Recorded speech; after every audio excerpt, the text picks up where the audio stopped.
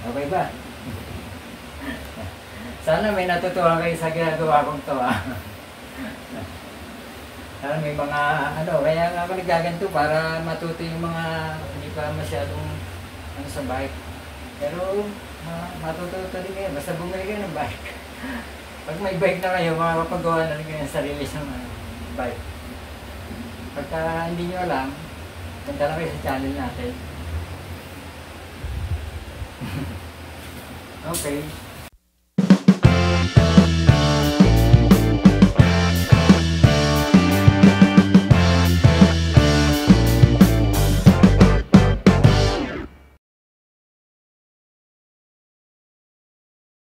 Hello guys.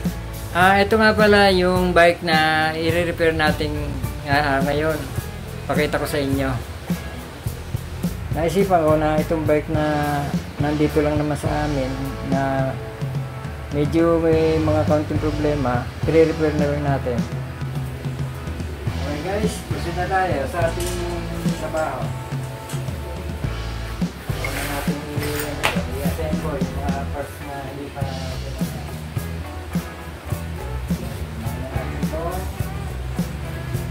Perfect. Wala. Ito yung bago.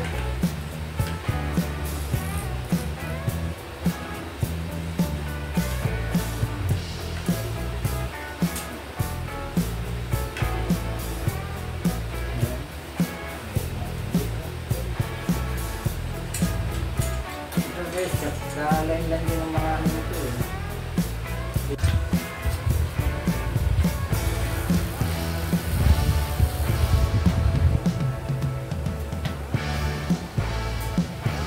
Ito guys ay kailangan ma-press natin itong tindor kasi medyo malayo yung malayo siya dun sa ng hubs.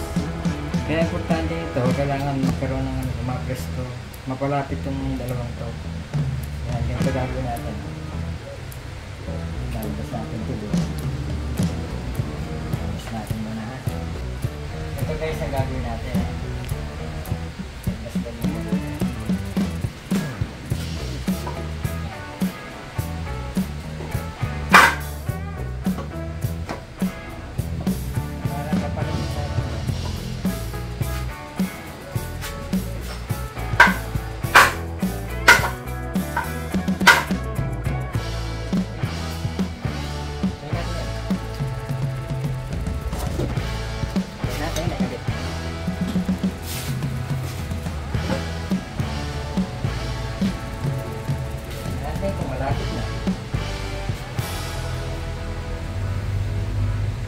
Guys, okay na yung natin. Ito, medyo lumapit na siya, kaya ilagay ko na dito yung ayan, ipitan lang natin to.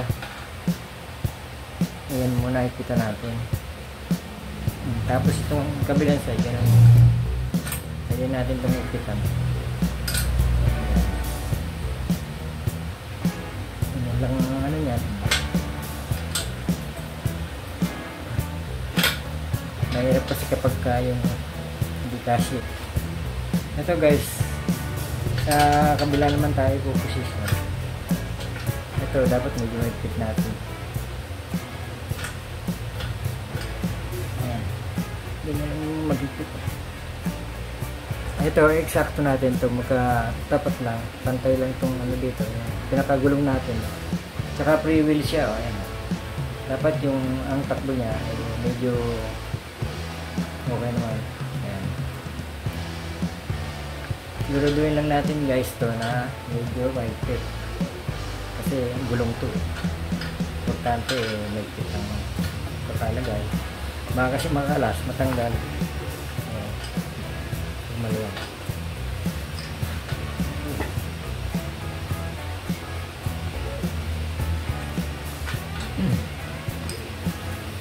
Okay na. Okay guys, kabit naman natin itong mga pinaka-brake pad niya kung tawagin. Kailangan okay yung niya rito, yung pagkakalagay. Try natin. Ayan, bagay yan. Ito dapat meron itong may washer.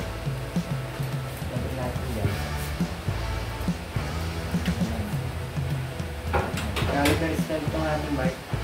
O, ating caliper stand. Ang ginagamit yung ating caliper. Paggamit naman ay pagka gagawa ka ng ano, kung may handa kayo long yan para pang-higpit. Medyo ang higitan nyo lang konti para pwede pang yeldas. Tapos kapit din natin yung pangalawa. Ito. Pangalawang brake pad. Ito naman sa kabilang caliper. Kailangan ito nasa taas. Ayan. Yan may parang ano yan. Sa taas yan. Ayan. Ayan. Madali yung matuto nito pagkain. Titignan nyo lang naman yung tapat na clean. Kailangan exact siya yan. Pag tumama siya dyan. Kailangan tapat yan. Para pag gumana to, ano siya. Ayan. Yun. Ganun lang.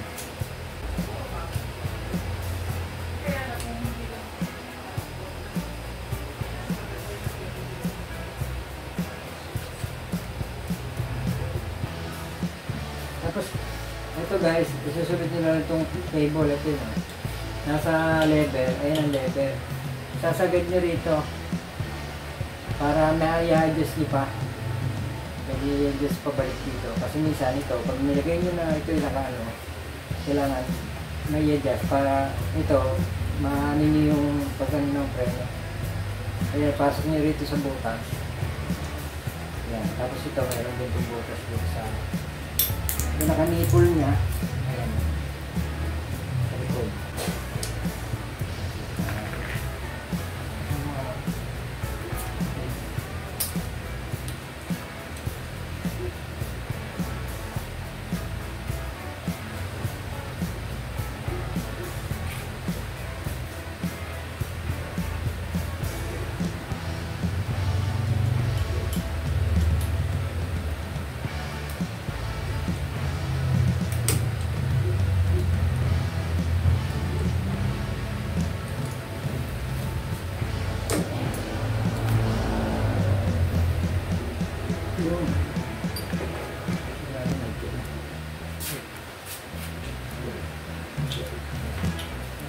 Ayan, nakapreno na.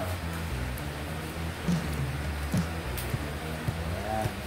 Ayan siya sabi. Tapos, kapag halimbawa malalim to, o ayaw niya magpreno, pwede adjust dito. Pwede i-adjust yan. Iikot nyo lang yan. Ayan. So, yan, yan ang gamit niyan. Para yung clearance ng pads, lumapit dito. Kaya kaunting pregnant nyo mula, pre, ano, mababaw. Hindi mo na kailangan i-diin pa ng ano, konting ganun pa. Ito yung gamit ng adjustment dyan. At saka, ito. Pag pinulang ka pa dito, pwede ka mag-adjust pa rito. Ayan. Ayun, ganun din sa likod. Kung ano yung ginawa mo dyan, parehas lang din dito. Ito naman, may nakakabit din ano. Ayan, diretso. Kaya, ayun na. So, tapos na tayo dito sa harapan. Yung likod, same din, ganun din. Ayan. Mas tingin nyo, mukhang maganda ba ang bike natin? Okay naman. Pwede na. Pwede na ito. O, lalagyan na natin ang upuan. Ayan. Ito may yung upuan niya. Ito. Dito. Ayan. Nakabit pa natin. Siyempre.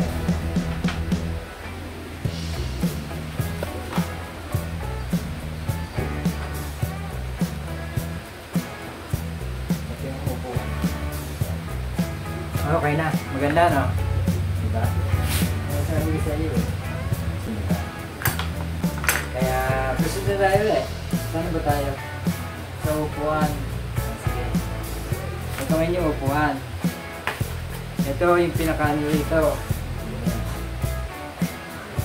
Yan. Siya yung ano, pinaka ipapasok dito para ma-expect mailagay itong mga accessories natin. Ito dito yan. Yan. Lagyan natin yung mga resulta. Ito nasa gitna. Ito nasa gitna ng ating ano.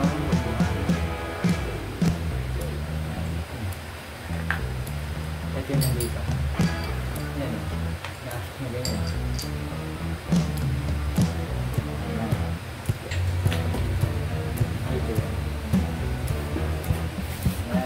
Ganyan. Yan muna natin.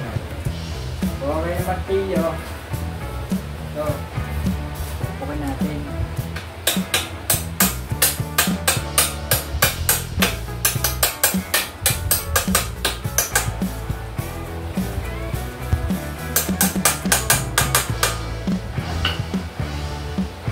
Then, kunin na natin yung lahat yan mga gamit natin.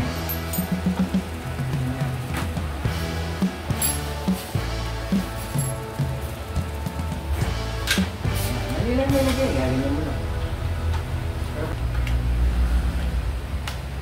Yun. Diba? Saan natin lagay ito?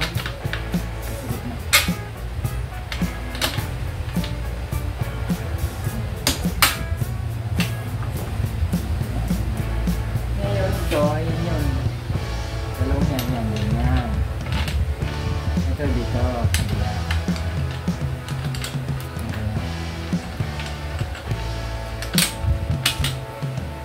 Tayong dalawang tornilyo. Ito yung dalawang tornilyo natin, magkabilang side. Ito muna ang unahin.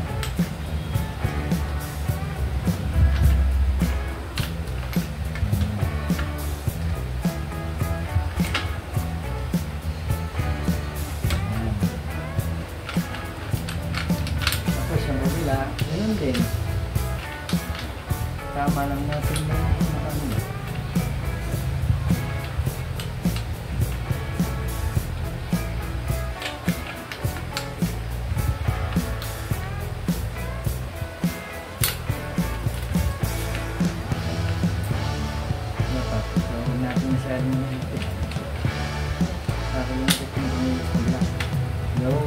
Kaya higpitan para yung tornilyo sa kabila ay umusog. Para magkaroon din siya ng ano doon, mga screw, maayan natin yung bolt, yung nuts. Kasi pag higpitan mo na rito, hindi na makakapulong.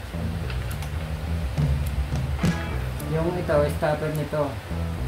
Para ito, masigipan natin ito. Ayan. Ito ngayon, gagamit tayo ngayon ha. Kahit ganito, kung may open range ka, kung gas yan. Ayan. Ayan. Kahit anong ano, basta gas. Tapos yung mabila.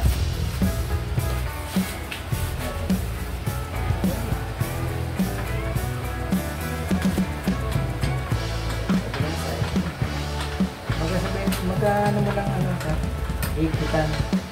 Pagka okay na rito, bali na ng liquid. Pwede mo na siyang higpitan din sa kabilang side.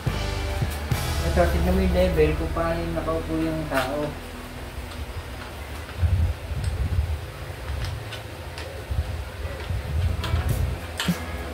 Yan. Kung paano posisyon ng upo. Kasi yung upuan natin, kailangan tama. Ayan.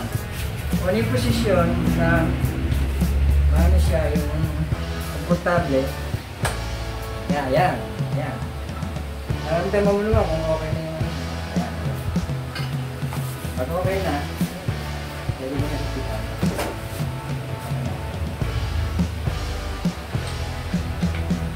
Yun na yung level na saddle.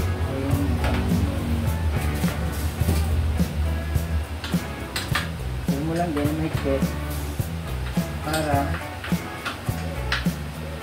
hindi kumalas. Pero ano naman ito eh. Huwag yan masyadong mahigpit na para malos. Pero yung mga kasi minsan nagalas. Yan. Okay na. Hindi ko, okay naman na. Pag ginawa ko na yun, natis na. Medyo ano na siya yun. Kapit na. Kasi ito, alignment lang dito. Ito, ito na. Diretso yun.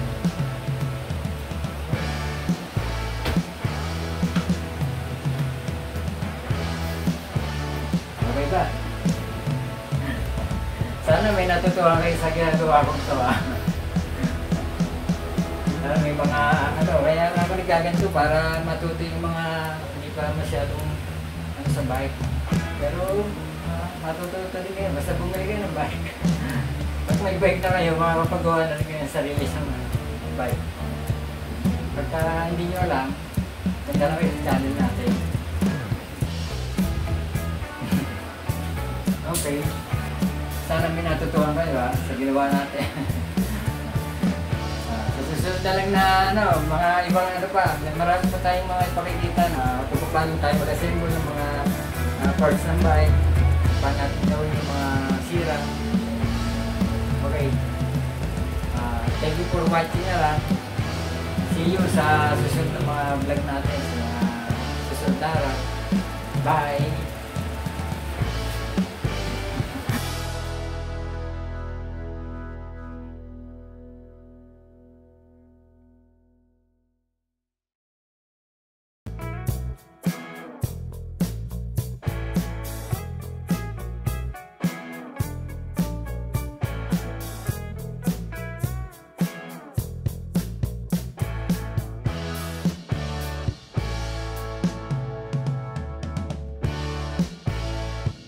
Kung nagustuhan nyo ang video ito, please subscribe, like, and share para marami ang makapanood sa video natin. Thank you for watching. Bye!